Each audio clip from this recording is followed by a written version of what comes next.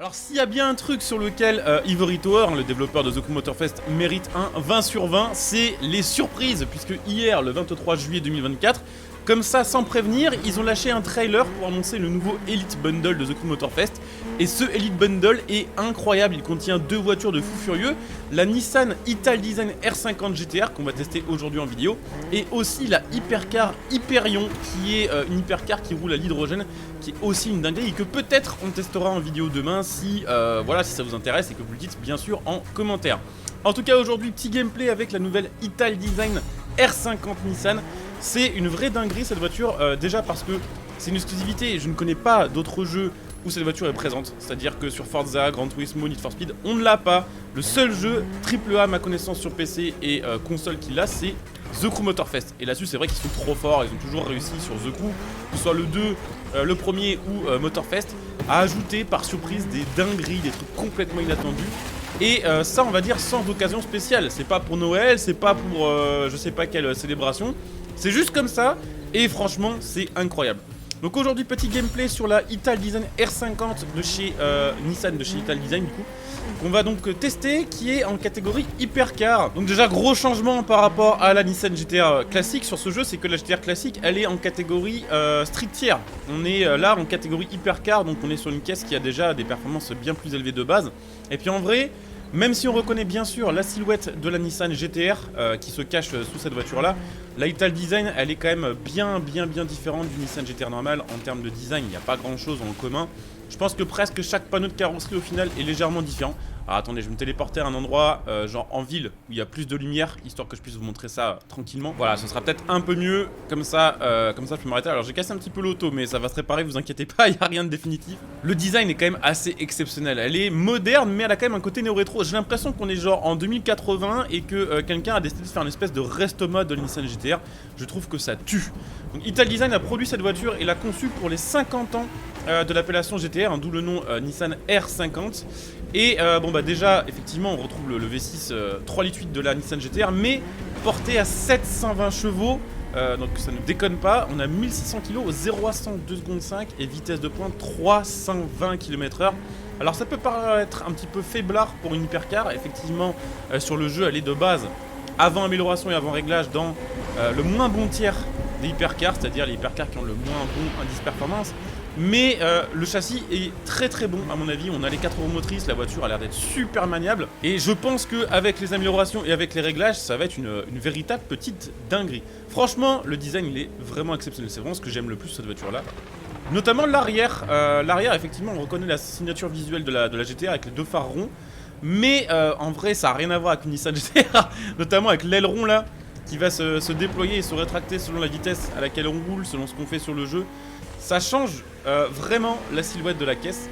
Tout le toit aussi qui a été refait avec une espèce de défonce au milieu, la vitre arrière, les feux avant, c'est exceptionnel.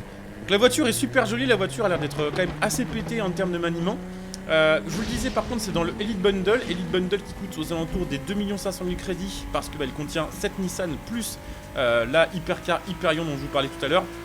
Donc ça chiffre un petit peu quand même, 2 millions de bugs sur le jeu, ça prend quand même quelques heures de phare. Après sachez que comme d'hab, si vous avez la flemme d'attendre, vous pouvez bien sûr sortir la carte bleue et payer des crédits. Le pack est à 340 microcrédits, ce qui fait à peu près quand même 20 balles.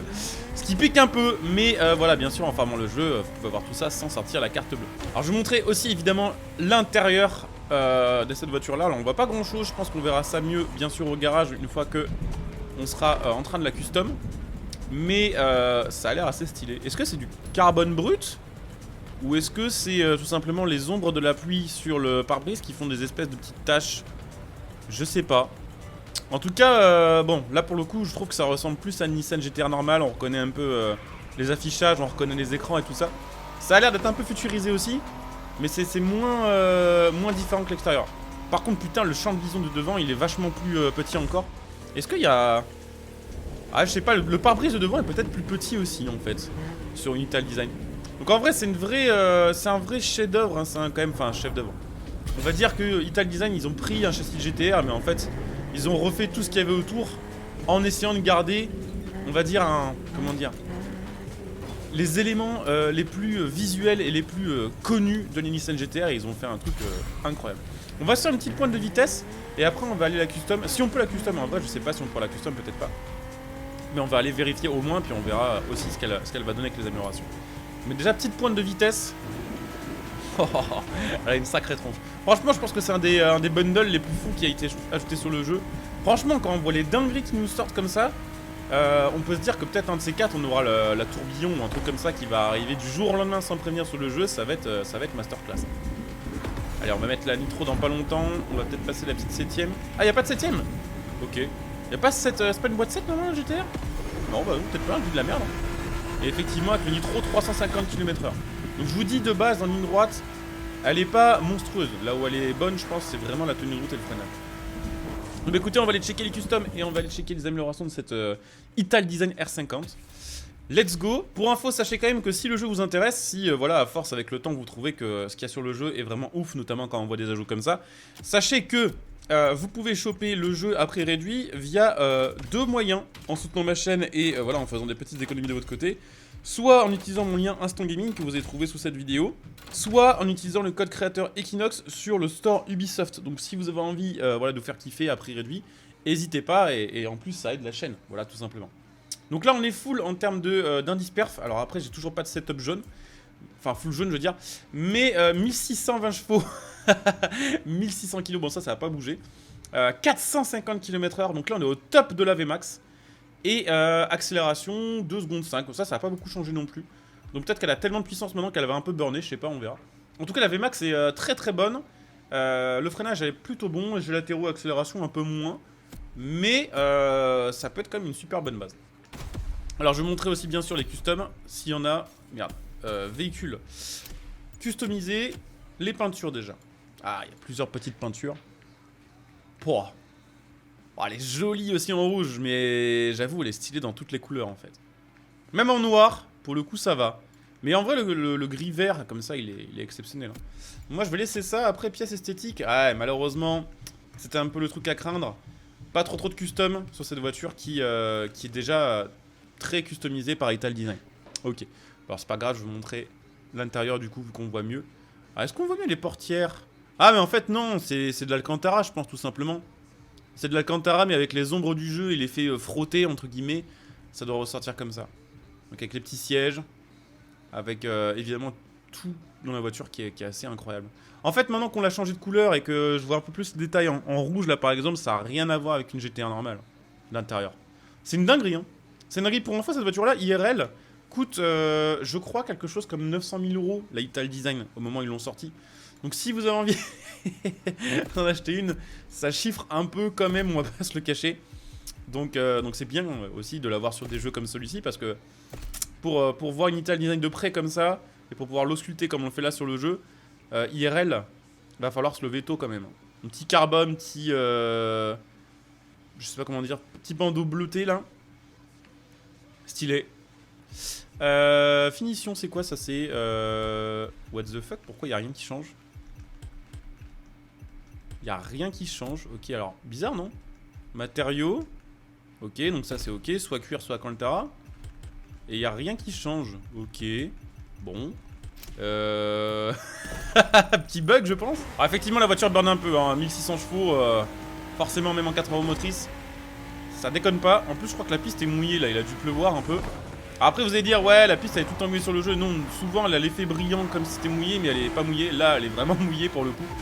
Donc forcément ça n'aide pas. En tout cas on va aller sur une petite course avec histoire de voir un petit peu de quoi elle est capable. Mais franchement dans tous les cas qu'elle soit rapide ou pas cette voiture là, je sais pas hein, je peux pas encore tester. Peut-être qu'elle sera trop bien, peut-être pas, on verra. Dans tous les cas c'est une dinguerie ce genre d'ajout vraiment comme ça par surprise. Et surtout oui j'ai pas précisé mais je disais tout à l'heure on peut payer en buck. Mais c'est pas un DLC payant, c'est-à-dire qu'il faut juste jouer au jeu, si vous avez ce qu'il faut pour vous la payer, vous pouvez l'avoir genre dès maintenant. Et ça c'est quand même une petite dinguerie. Donc bah écoutez on va aller se faire une petite course avec. Je voulais faire une petite pointe de vitesse là sur l'autoroute, histoire de voir un petit peu ce qu'elle avait dans le ventre, mais ce sera peut-être plus simple en épreuve en fait avec le trafic de supprimer. Et bah écoutez c'est parti avec notre petite R50. Sachez aussi pour info que si ça vous intéresse, je fais pas mal de live sur Twitch.